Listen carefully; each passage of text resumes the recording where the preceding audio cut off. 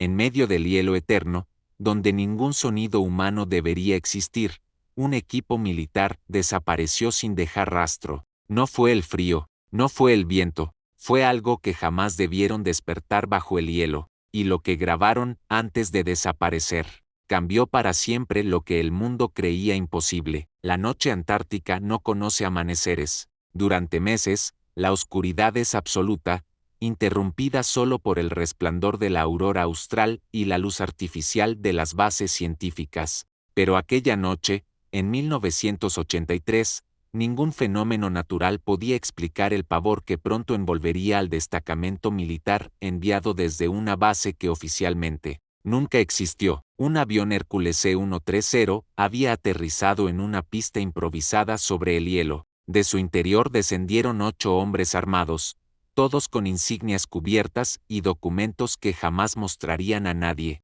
Su misión había sido entregada en sobres sellados: localizar un objeto enterrado bajo la capa de hielo, a más de 300 metros de profundidad. Un objeto que, según los pocos informes desclasificados, no tenía origen humano conocido. El capitán Méndez, líder de la expedición, repasaba una y otra vez las instrucciones en su mente. Nadie fuera del equipo debe saber lo que encontremos. El contacto de radio será mínimo. Y si algo sale mal, no habrá rescate. Primer REOC, si algo sale mal, no habrá rescate. Los hombres avanzaron hacia el campamento improvisado, donde ya se alzaban estructuras metálicas y perforadoras de última generación. Lo extraño era que ninguna institución científica había reportado semejante proyecto en la zona. Todo parecía cuidadosamente borrado de los mapas oficiales. A medida que el taladro penetraba el hielo, los ingenieros empezaron a notar algo inquietante. El radar mostraba cavidades imposibles, como si bajo el glaciar existiera un complejo de túneles perfectamente geométricos. «Esto no es natural», murmuró uno de los técnicos. «Aquí abajo hay arquitectura». Segundo REOC, «Aquí abajo hay arquitectura». Tras 3 días de perforaciones, lograron abrir un acceso a una cámara helada. El capitán ordenó a 4 hombres descender con cuerdas y linternas. Lo que hallaron allí desafió toda lógica: paredes lisas de un material metálico ennegrecido, cubiertas de símbolos que no correspondían a ninguna lengua humana. El soldado Ramírez pasó la mano sobre una de esas inscripciones y, al hacerlo, una vibración recorrió todo el túnel. Las linternas parpadearon y el equipo escuchó un zumbido grave, como si el hielo mismo respirara. «Apaguen las luces», gritó Méndez, pero era tarde. Tercer REOC, el hielo mismo respiraba. Las cámaras de video instaladas en los cascos registraron imágenes borrosas de sombras moviéndose en el fondo de la sala, aunque ninguno de los hombres juró haber visto nada con sus propios ojos. Y sin embargo, cuando subieron de nuevo a la superficie, notaron que faltaba un integrante. «¿Dónde está Herrera?», preguntó el capitán. Nadie supo responder. Revisaron los equipos de grabación y allí estaba la prueba. Herrera seguía caminando dentro del túnel, pero en un momento dado, la cámara giró sola hacia atrás, mostrando pasillos interminables que no deberían existir. Herrera nunca salió. Cuarto REOC, Herrera nunca salió. La tensión creció, el frío era insoportable, y el silencio pesaba más que el hielo. Esa misma noche, mientras el capitán revisaba los informes en su tienda, el radio emitió un crujido. Una voz distorsionada, pero familiar, emergió: «Capitán, bajen, ayúdenme, estoy atrapado». Era la voz de Herrera, pero la señal provenía de más de 600 metros bajo tierra. El capitán ordenó silencio absoluto. Los hombres se miraron unos a otros con el rostro pálido. Nadie se atrevió a responder. Quinto REOC, la señal provenía de 600 metros bajo tierra. Al día siguiente, contra toda lógica y las advertencias de los técnicos, el equipo descendió más profundo. Querían encontrar a Herrera, o al menos su cuerpo, pero lo que hallaron fue aún peor. Las paredes del túnel ya no estaban cubiertas de hielo, sino de un tejido orgánico, palpitante, como si hubieran entrado en un organismo viviente. El soldado Vega vomitó en su casco al sentir el olor metálico, semejante a sangre oxidada. Esto no puede ser natural, susurró, y en ese instante, el suelo tembló. Un rugido resonó en las profundidades, seguido de una ráfaga de viento helado que apagó todas las linternas. Solo quedó la oscuridad, y el sonido de pasos que no eran humanos. Sexto Reoc, el sonido de pasos que no eran humanos. Los hombres dispararon al vacío, iluminados apenas por los fogonazos de sus rifles. Pero cada bala parecía perderse en un espacio que no debía existir bajo el hielo. El pánico se desató, y en la confusión, otro soldado desapareció. Cuando por fin lograron salir a la superficie, quedaban solo 6. Exhaustos, temblando y con los ojos abiertos de par en par, juraron no volver a bajar. Pero el capitán sabía que la misión no había terminado. El objeto debía recuperarse, a cualquier costo. Esa noche, el viento arrastró un susurro hasta las tiendas. Una voz gutural que repetía el mismo nombre una y otra vez, Méndez. Méndez, el capitán no podía dormir. Se levantó, tomó su linterna y caminó hacia la entrada del túnel. Allí, en medio de la negrura, juró ver a Herrera de pie, esperándolo. Pero cuando dio un paso más, la figura desapareció. Séptimo Reoc, la figura desapareció. Al regresar, encontró algo que heló su sangre. En el suelo de su tienda, alguien había tallado con un cuchillo los mismos símbolos que vio en las paredes subterráneas. El capitán entendió demasiado tarde que ya no importaba si entraban o no al túnel. El túnel había entrado en ellos. Octavo Reoc, el túnel había entrado en ellos. El amanecer nunca llegó. En la Antártida, la noche perpetua parecía cada vez más densa, como si el cielo mismo supiera lo que estaba ocurriendo bajo el hielo. El capitán Méndez reunió a los 6 hombres que quedaban, y con voz firme les recordó la misión: no estamos aquí para sobrevivir, estamos aquí para obedecer. Nadie respondió. Todos sabían que volver a descender significaba un billete de ida, pero en el ejército, la desobediencia se pagaba más caro que la muerte, y además, algo en sus mentes, como un susurro constante, les empujaba a volver. Algo en sus mentes les empujaba a volver. Bajaron de nuevo, esta vez con más armas, más luces y un cableado directo a la superficie. El hielo crujía bajo cada paso, como si advirtiera su intrusión. Cuando llegaron a la cámara principal, notaron que los símbolos en las paredes habían cambiado. No eran los mismos que el día anterior. Nos observa, susurró Vega, y entonces lo vieron. En medio de la sala, una estructura emergía del hielo, negra y ciclópea, como la proa de un barco enterrado durante milenios. No era roca, no era metal conocido. Al acercarse, los detectores de radiación y magnetismo enloquecieron, marcando valores imposibles. Los símbolos habían cambiado solos. El capitán extendió la mano para tocarlo, pero antes de hacerlo, las radios del equipo comenzaron a transmitir solas. No eran palabras, sino respiraciones, y entre ellas, una voz rota, idéntica a la de Herrera: capitán. Más abajo, el corazón de Méndez latió con fuerza. El hombre desaparecido pedía seguir descendiendo, pero, ¿cómo era posible que siguiera vivo después de días atrapado en esas profundidades? El dilema desgarraba su mente. ¿Era un rescate, o una trampa? ¿Era un rescate, o una trampa? Aún así, la decisión estaba tomada. Colocaron explosivos de precisión para abrir un acceso más hondo. El hielo se dio con un estruendo que se perdió en la negrura. Al asomarse, no vieron más hielo ni roca, sino un vacío inmenso, como el interior de una catedral. Pero no era humano. Arcos imposibles, columnas retorcidas, geometrías que desafiaban la física. Los hombres descendieron con cuerdas. Sus linternas apenas iluminaban unos metros, y lo que alcanzaban a ver les hacía sudar dentro de los trajes térmicos. A lo lejos, algo brillaba con una luz verdosa, como si fuera un corazón que latía. La catedral de hielo no era humana. Mientras bajaban, uno de los soldados, Ramírez, gritó. La cuerda que lo sostenía estaba completamente tensa, pero según los demás, él se balanceaba como si alguien desde abajo tirara de él. Con los ojos desorbitados, Ramírez gritaba: «Suéltame, suéltame, no es Herrera, no es él». Y en un movimiento brusco, desapareció hacia abajo, tragado por la oscuridad. La cuerda cayó inerte segundos después. Nadie quiso mirar más. Ramírez fue tragado por la oscuridad. El capitán ordenó continuar. Cada paso era un castigo mental.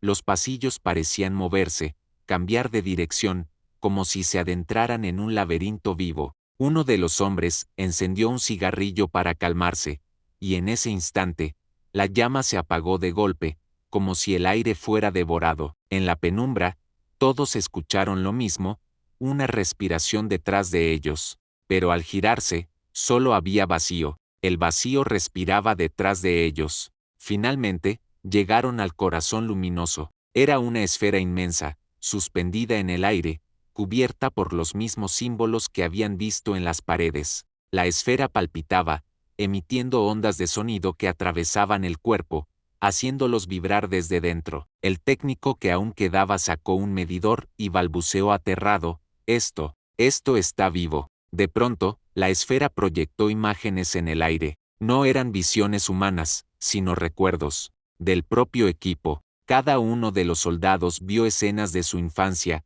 de sus miedos más profundos, de sus culpas más ocultas. Vega cayó de rodillas, gritando el nombre de su madre muerta. Otro comenzó a disparar contra la esfera, como si pudiera ahuyentar las memorias, pero los disparos rebotaron, regresando como ecos que perforaban los tímpanos. Uno de los hombres se desplomó con la cabeza sangrando por dentro, sin un solo disparo externo. La esfera les devolvía sus propios recuerdos como armas. Méndez, intentando mantener el control, gritó: «Corten las cuerdas. Salimos ahora». Pero cuando intentaron retroceder, los pasillos ya no eran los mismos. El camino por el que habían bajado estaba cerrado por una pared de carne helada, palpitante, como si el glaciar hubiera mutado para encerrarlos. Y entonces, una figura se formó frente a ellos. No era Herrera, y sin embargo, tenía su rostro, o mejor dicho, algo lo imitaba.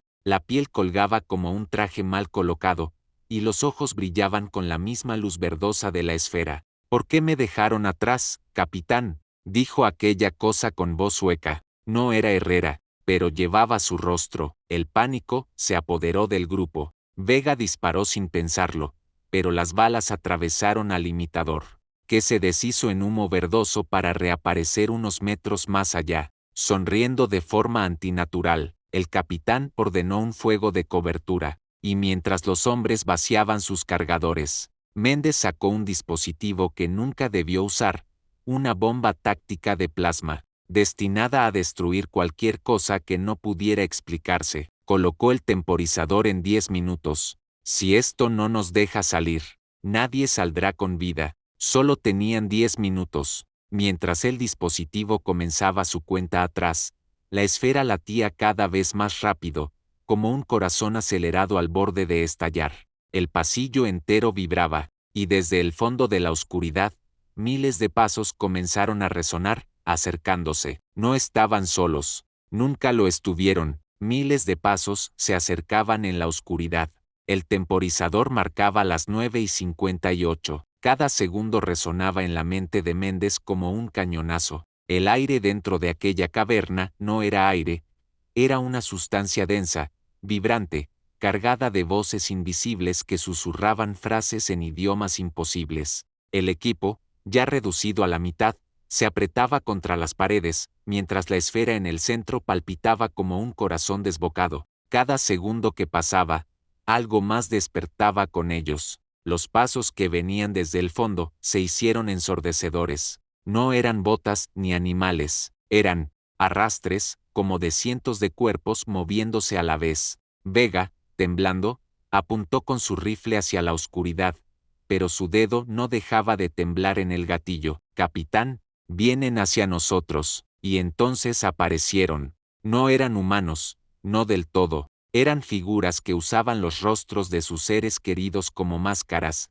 madres, esposas, hijos, amigos muertos en combate. Cada soldado vio a alguien distinto, alguien que jamás debería estar allí, y cada máscara les llamaba por su nombre. Eran los rostros de quienes jamás debían estar allí. Uno de los soldados, Torres, rompió filas al ver a su hija.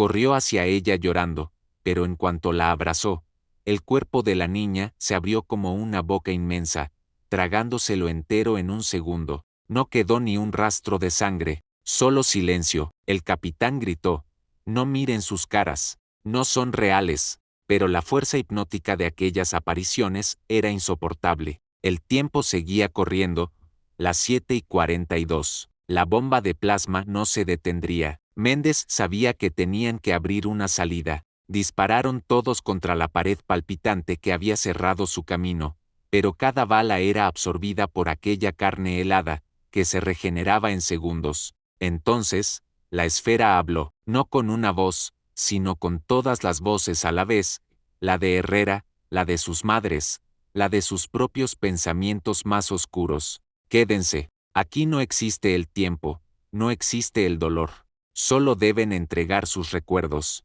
La esfera les ofrecía un paraíso a cambio de su humanidad.